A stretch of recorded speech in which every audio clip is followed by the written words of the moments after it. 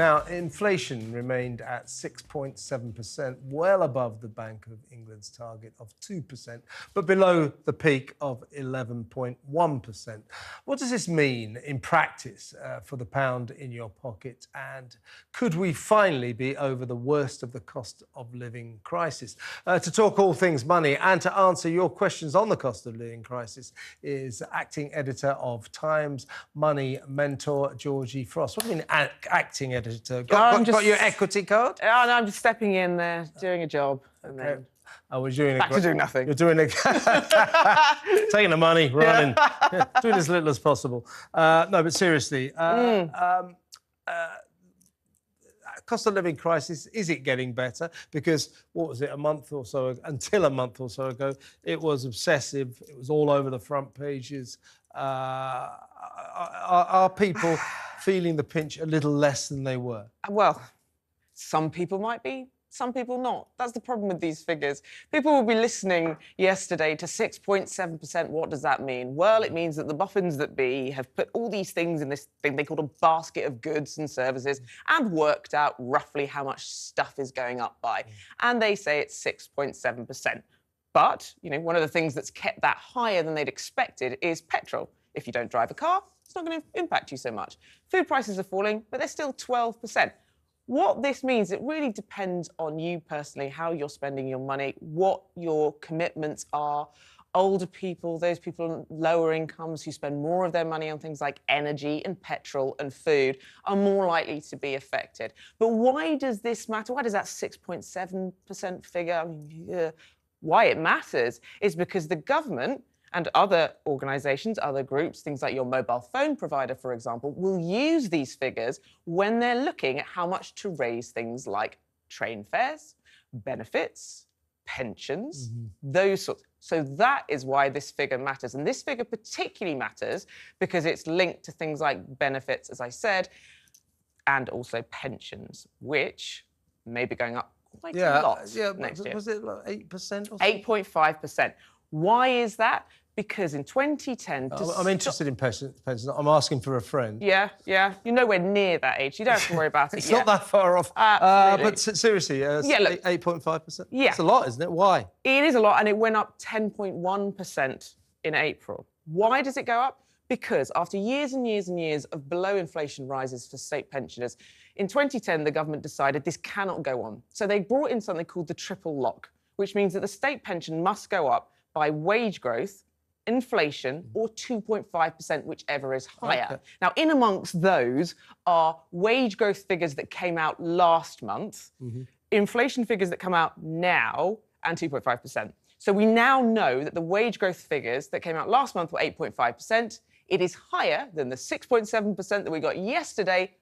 Ta-da! Therefore, 8.5% is the figure. Problem with this figure is that figure... I didn't really follow you there, but I'm sure it was brilliantly explained. I'm not very good at maths. The problem is no massive... It's just which one of these figures is higher. There you go. You know 8.5 is higher than 6.7. Yeah, okay. But the problem with the 8.5 figure is that it includes the bonuses that were given to the NHS workers. So it should be around 7.8 if you exclude bonuses and make it a more representative figure, which is still very high. But if you took 7.8%, not 8.5, you would be saving the government hundreds of millions of pounds. But I challenge any government that wants to not give money to pensioners. So what does the average pensioner, what's the basic pension now, and what will it be when it's around about £10,500 a year. So look, in terms of getting a comfortable wage, about 11.5. So it's about 960 extra if it goes up in line with this triple lock. Now, the government is saying, and economists are saying, this simply isn't affordable. When you've got benefits that are uprated by inflation figure that came out yesterday, 6.7%, maybe. This is if the government decide to tinker around with it in the autumn statement, which is coming up next month. You've got state pension going up by 8.5. So it's not even going up with the rate of other people who are on benefits. But it's going to cost this increase, as we're seeing at the moment, billions extra. As I said, it's a political hot potato. I challenge any government to take a look at it. But last year we had it tinkered with because of the pandemic figures with wage growth. This year the government's saying, oh, we're going to tinker with it again because of the figures of the bonuses. It's an unsustainable model. Maybe bring it down to a triple lock, a double lock, which is the inflation figure, or 2.5. Okay. No one is disputing the fact that we can't go back to the time when pensioners weren't getting that rise. But I would say to anyone in the situation as well, if you are young like yourself, Kev, 11,000, even if it stays at that, is never going to be enough to live on. You need to take it into your own Talking about not hands. much over 200 quid a week, which is very difficult for anyone. And I think maybe for the first time in my useless, ignorant life, I might vaguely understand the triple lock. So thanks for that. We've got a lot of texts coming in asking you questions, Georgie. Here's one from Hannah. And this will reflect the fears and concerns of many mortgage holders. She says, my mortgage deal is about to expire. With prices sky high, what options do I have? I mean, I think the worry is if you have if you don't have a fixed rate mortgage, with the way the interest rate is going up, you could end up having a huge monthly repayment, couldn't you? Yeah, absolutely. My brother is one of these people. His mortgage payments went up £300 a month, which is where do you find that down the back of the sofa, just out of nothing? It is really difficult for people who are going through this. Now, there are options to take. The average figures that you'll be seeing around at the moment are roughly 6.3% for a 2-year fix. Whew, just before the Bank of England started raising rates, you could get a sub 1%. Obviously, you need a big deposit for that, but look, you were averaging about 2%. That is a big rise and a scary one if you're looking at the end of a fixed rate. If you roll on to a standard variable mortgage, the average is over 8%. Ouch. Yeah. So look, there are options you could do. These are averages. So actually there are better deals out there. We're seeing some under 5%, still higher than what we've been seeing, but I'm sorry, don't expect to go back to that situation. The best thing to do is speak to a broker who knows the market, an independent broker who can see what's out there. The good thing is as well, if you're looking to buy a house, we are seeing prices go down, but of course, if you're selling, you may have to do that as well. Yeah. Budget for the rise now. Price that in. The good news is you can, with most cases, lock into a deal up to 6 months in advance. And if that becomes a worse deal or something better comes out, you can break that contract, usually, but double check that you can. Okay. But there are options available. As I said, speak to a broker out there. Find, what are the best deals. Tracker mortgages, a lot of people are going on those. Often you don't have to lock in, so you won't be charged. Tracker mortgages, do they follow? They follow the base rate.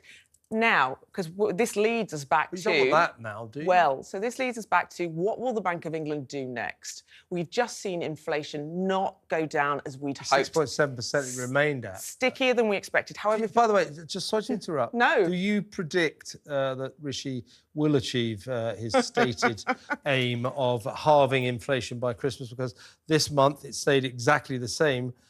So it doesn't necessarily look as if it's going down, but it didn't this month. He could do. I mean, when he made that pledge in December, it was about 10.5%, so he'd be looking around 5.25%. We feel quite a long way off. It's possible. The situation going on in the Middle East, who knows? I wouldn't make a prediction about it, but I also sort of smirk a little bit because I think, really, what's Rishi Sunak able to do about it? But the question that people will be asking is what's going to happen to mortgage rates? What's going to happen to the base rate next? All the experts predict, and as I said, the situation can change at any time, that actually there may be one more rate rise, perhaps, or two even next year. They expect the next month that will hold at 5.25%. Okay. Let's see how this is playing out in the economy. But that's already sort of fixed into mortgages. We expect them to go down to about 4.5%, but expect higher for longer. Don't expect these to go back down. We're talking about when the base rate will fall. I mean, the expectations are maybe summer or autumn next year, but I mean... Who knows? All you can do is what you need to do now. Yeah, so Rishi Sunak made 5 pledges. He did. One of which was that he would halve inflation by Christmas. He could well be on course to do that. So 1 out of 5 ain't bad, is it? Because the other 4, no chance whatsoever. Let's take a question from David here. He says, the media says inflation is down. In which case, why are prices in the supermarket still so high? Quick answer, please, George. Inflation actually isn't down. It held in the same month last year. It depends on supermarkets. Look, the reality is now that, the pricing in supermarkets is so all over the place. Food prices are supposed to actually be lower than they were, particularly cheese. If you like cheese, it's down 3.3% apparently. But look, it's beholden on you to go around, sadly, it's the case now, and shop around for the best deals. Indeed. Well, what a fantastic conversation. Thank you for coming in, Georgie. And you go back to your acting career, acting money editor of The Times, Georgie Frost there.